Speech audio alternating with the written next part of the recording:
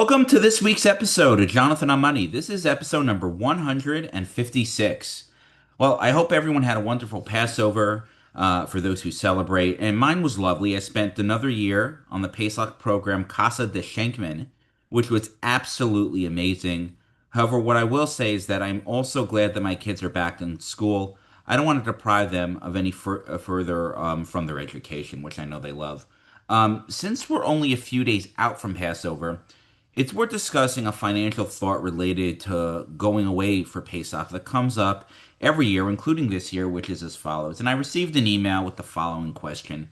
I was sitting in the airport waiting to board my flight for a Passover program with my family when I noticed another family was from my community heading to the same destination. I know they received tuition assistance from the local yeshiva, and the sight of them traveling had me simmering. It really grinds my gears, you don't hear that phrase too often, that I'm stretching to cover full tuition, and families like this are taking advantage of the system. Should I report them to the Tuition Assistance Committee? This is an honest question. It's one that many people quietly ask themselves. Jewish day school tuition is crushingly expensive. Families sacrifice vacations, luxuries, and sometimes even basic comforts to give their children a Torah education. And it can feel unfair, even infuriating, seeing someone who pays less enjoying something that many others have given up in the name of paying full tuition.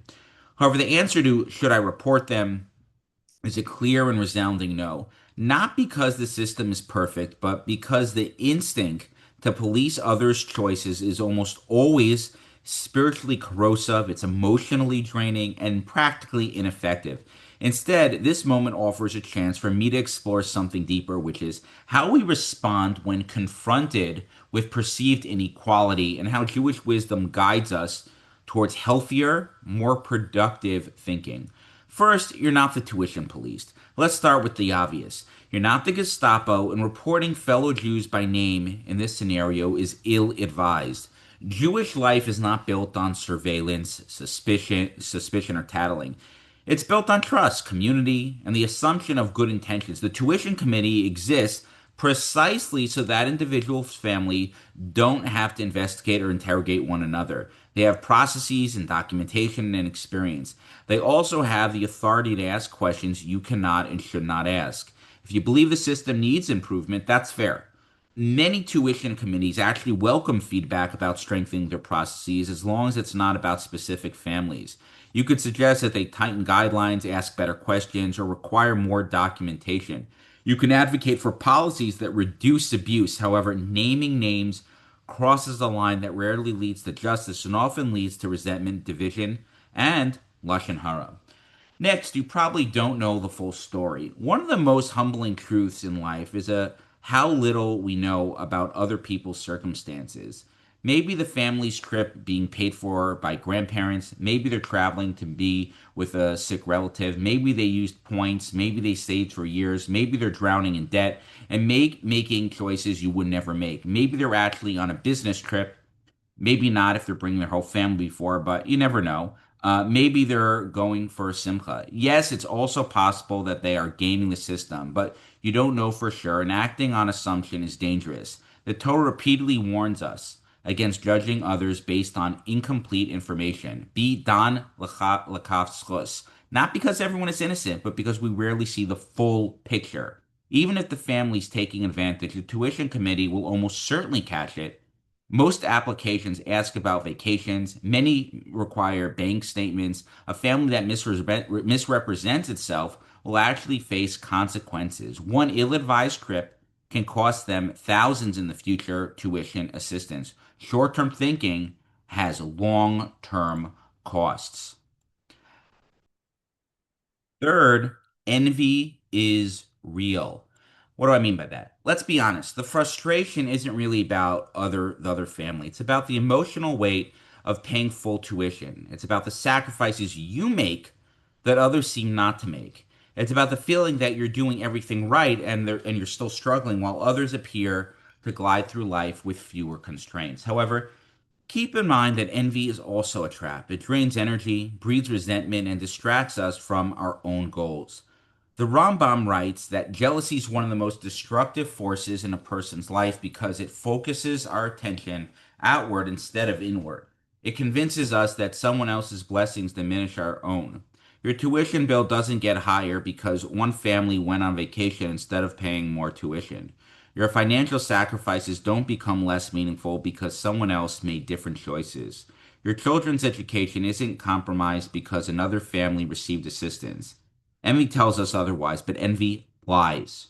Also, a theme I come back to in personal finances: focus on what you can control. A mentor once told me, or gave me advice that has stayed with me throughout my career, which was keep your head down and focus on what you need to do. Don't get distracted by what others are doing.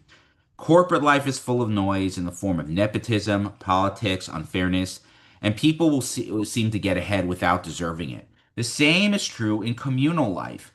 You cannot control other people's decisions, but you can control your own financial choices, your mindset, and how you show up for your family. Your energy is most powerful in the values you choose to model for your children. So, what should you do when you see something that triggers frustration? First, acknowledge the feeling. It's a normal human reaction. Don't act on assumptions. You don't know the full story. Don't report people. That's not your role. If you want to change, advocate for a better system, not punishment. Focus on your own financial and spiritual path.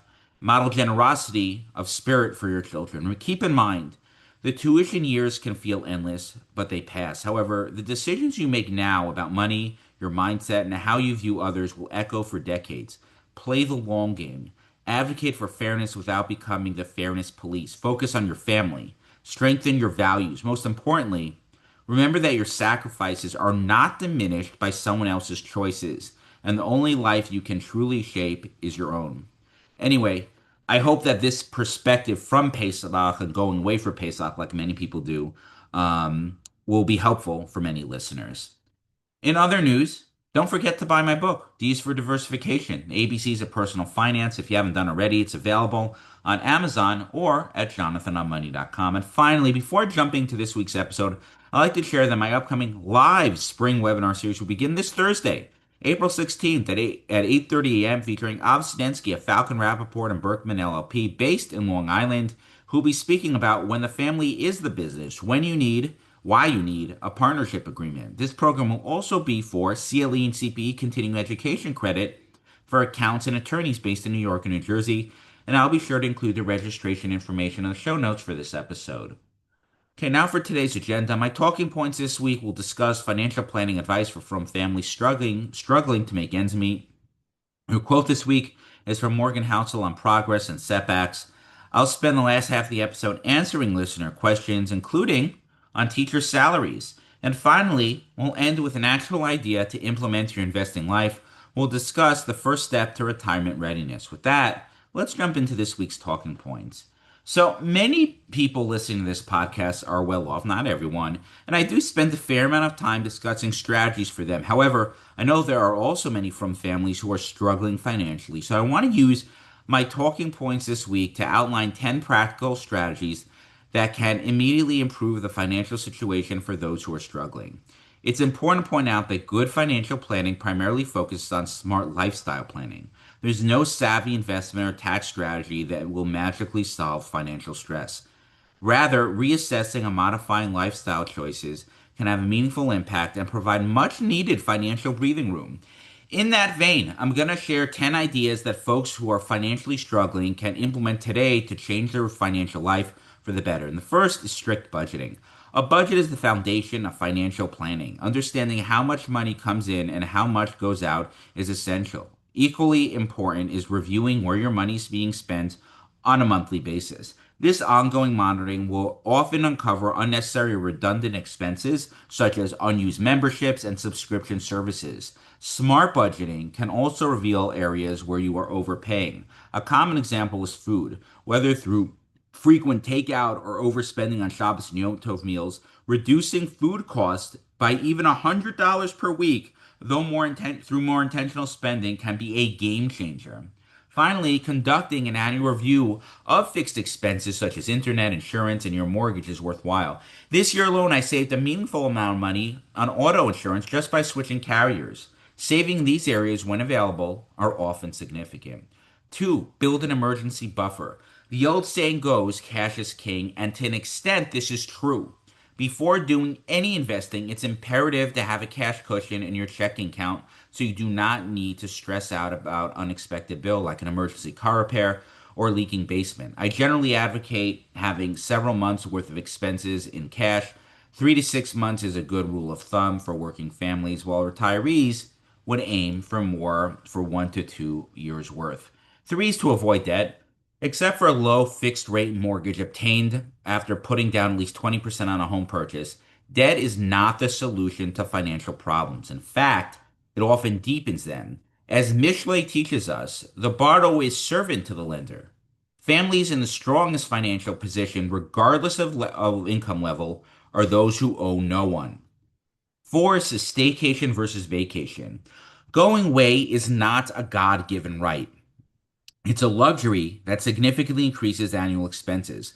Travel, food, and activities all add up quickly and are far more costly than staying local and enjoying nearby family outings. Unless a generous friend or relative is covering the entire cost, leisure travel should be avoided when you are struggling to make ends meet. Rethink education expenses.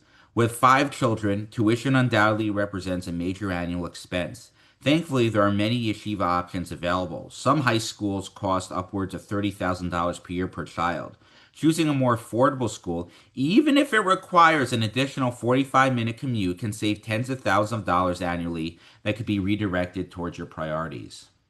Six is to avoid lavish simchas. Over the past few decades, spending on simchas has grown out of control. My advice is to ignore social pressure and embrace simpler celebrations, such as a shul kiddush, or for a bar bat mitzvah, or a takana hall for a wedding. Setting yourself back financially for years to celebrate a lavish simcha is not in the spirit of the occasion, no matter what anyone tells you.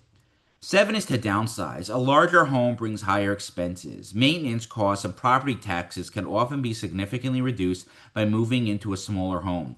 If you're struggling financially, downsizing can save tens of thousands of dollars per year. Number eight is to consider relocating. Some areas of the country are far more expensive than others. Cities such as New York, Los Angeles, and Boston are among the costliest, while places like Detroit, Memphis, and Houston are far more affordable. Many of these areas also offer vibrant Jewish communities. While relocating is never easy, it could substantially reduce financial stress. Nine is to develop a side hustle. When finances are tight, no honest job should be beneath you. In many cases, working longer hours or developing a side business may be necessary. And in today's world, there is no shortage of opportunities to earn additional income. Consulting, freelance, tutoring, selling items online, driving an Uber, and more are all easily accessible. I have a friend who's an engineer who also works as a mashgiach at local simchas to create an additional flexibility. A Frum lifestyle is expensive, and even an extra $100 or $300 per month can help stabilize a stretched budget. And number 10 is to prioritize goals. Clearly defining your family goals is essential to long term financial success, especially on a tight budget. It helps you focus on what truly matters, avoid unnecessary expenses, and to stay disciplined over time. While I can't determine what's most important to anyone's specific family, many Orthodox families prioritize Torah, family, and community. In contrast, saving for college, leasing luxury cars, or paying for weekly house cleaning may not align with those core values. Luxuries can be enjoyable, but they often distract you from what truly matters. I suggest writing down your top three priorities and placing them somewhere visible, like a bathroom mirror or office wall, so you can see them daily and remain focused. This clarity makes necessary sacrifices far more manageable. One final suggestion is to have open and honest family discussions about finances. Much of the financial pressure in the Frum community stems from social expectations. When your spouse and children understand your financial limits and values, it fosters unity and turns your family into a team aligned around shared goals. This alignment reduces conflict, emotional strain, and the temptation to spend in ways that contradict your values. At the end of the day, making tough choices and implementing some of or all of these strategies that I just mentioned can help you afford a from lifestyle, provide for your family, and secure your financial future. Okay, those are the talking points this week. And as a reminder, you can be notified of all my recent articles, webinars, and all the work I put out by subscribing to my free monthly newsletter at parkbridgewealth.com/newsletter. This week's quote is from Morgan Housel, who I've quoted several times before. As a reminder for those who don't know, Morgan Housel is a best-selling author and one of the most influential contemporary writers on money, behavior, and decision making. He's a partner at Collaborative Fund. He's best known for writing which is, I think, a venture capital fund. He's best known for writing The Psychology Money, Same as Ever, and The Art of Spending Money. Books that together have sold more than 11 million copies and been translated into over 60 languages. His work blends storytelling, history, and behavioral finance to explain why people make the financial choices they do and how emotions, incentives, and expectations shape outcomes more than spreadsheets. Housel wrote in his well known book, Psychology of Money, the following: Progress happens too slowly to notice, but setbacks happen too quickly to ignore. There are lots of overnight tragedies, there are rarely overnight miracles.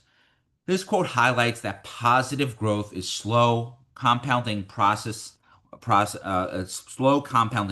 while destruction or failure can occur instantly. Because progress is gradual, it often goes unnoticed, whereas sudden tragedies are immediate, making pessimism easier to believe than optimism.